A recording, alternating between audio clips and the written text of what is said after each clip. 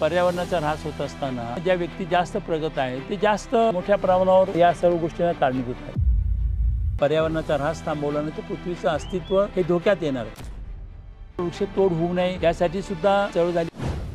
पर्यावरण हा खऱ्या अर्थाने आता जागतिकदृष्ट्या एक चिंतेचा विषय निर्माण झालेला आहे। मोठ्या प्रमाणावर होत असलेला पर्यावरणाचा ऱ्हास, जागतिक तापमान त्या ठिकाणी वाढतंय, ग्लोबल वॉर्मिंग आणि त्याचे दुष्परिणामही आता त्या ठिकाणी प्रामुख्याने दिसायला लागलेले आहेत। त्या सर्व याच्यामध्ये जास्त त्याचा परिणाम हा शेतीवर होताना दिसतोय। अवेळी होणारा पाऊस, अतिवृष्टी, दुष्काळ यासारखे प्रकार, गारपीट यासारखे प्रकार हे दिवसेंदिवस खूप वाढत चाललेले आहेत आणि त्या सर्व दृष्टिकोनातून खऱ्या अर्थाने स्टीफन हॉकिंग सारख्या अत्यंत बुद्धिमान अशा शास्त्रज्ञांनी याबद्दल इशारा दिलेला आहे की पुढच्या येणाऱ्या भविष्यामध्ये पृथ्वीचं अस्तित्व, पर्यावरणाचा ऱ्हास थांबवला नाही तर पृथ्वीचं अस्तित्व हे धोक्यात येणार आहे। खरं म्हणजे खूपच उशीर झालेला आहे सर्व गोष्टींना, परंतु आता अतिशय वेगाने आपल्याला हा पर्यावरणाचा ऱ्हास या ठिकाणी थांबवला पाहिजे आणि त्या दृष्टिकोनातून ग्रीन हाऊस इफेक्ट असणारे वायू हे त्यांचं नियंत्रण आपण केलं पाहिजे आणि या सर्व गोष्टींसाठी खऱ्या अर्थाने मोठी चळवळ उभी होणं गरजेचं आहे। आमचे मार्गदर्शक, आमचे प्रेरणास्थान स्वर्गीय भाऊसाहेब थोरात यांनी वयाच्या 25व्या वर्षी त्या ठिकाणी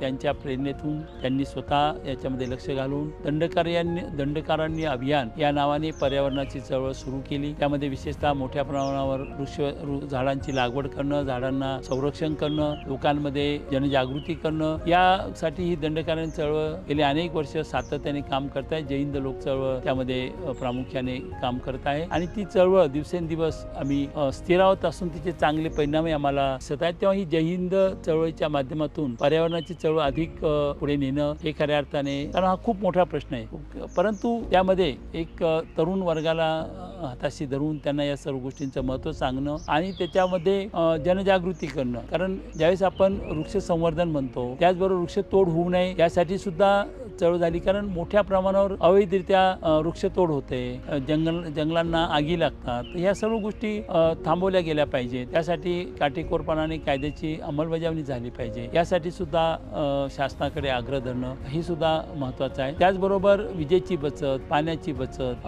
किंवा आपलं जे राहणीमान आहे, कारण आपण बघतोय की पर्यावरणाचा ऱ्हास होत असताना जी राष्ट्र किंवा ज्या व्यक्ती जास्त प्रगत आहेत ते जास्त मोठ्या प्रमाणावर या सर्व गोष्टींना कारणीभूत आहेत। गरीब राष्ट्र असतील, गरीब व्यक्ती असेल, त्याच्या गरजा खूप मर्यादित असतात आणि त्यामुळे तो काही मोठ्या प्रमाणात पर्यावरणाचं नुकसान त्या ठिकाणी करू शकत नाही आणि म्हणून याबाबत विशेषतः लहानपणापासून याबाबत आम्ही जय हिंद तर्फे तरुण मुलांना, लहान मुलांना, विशेषतः शाळकरी मुलांना या पर्यावरणाच्या संतुलनासाठी त्यांना लहानपणीच त्याचं महत्त्व समजावून सांगून त्यांचा या चळवळीमध्ये मोठ्या प्रमाणावर त्यांचा सहभाग घेऊन लहानपणापासून, कारण तो जो संस्कार लहानपणी होतो तो मनुष्य आयुष्यभर जपत असतो। त्या दृष्टिकोनातून लहान मुलांचा सहभाग वाढवण्यासाठी सुद्धा जय हिंद चळवळ मोठ्या प्रमाणात प्रयत्न करत आहे।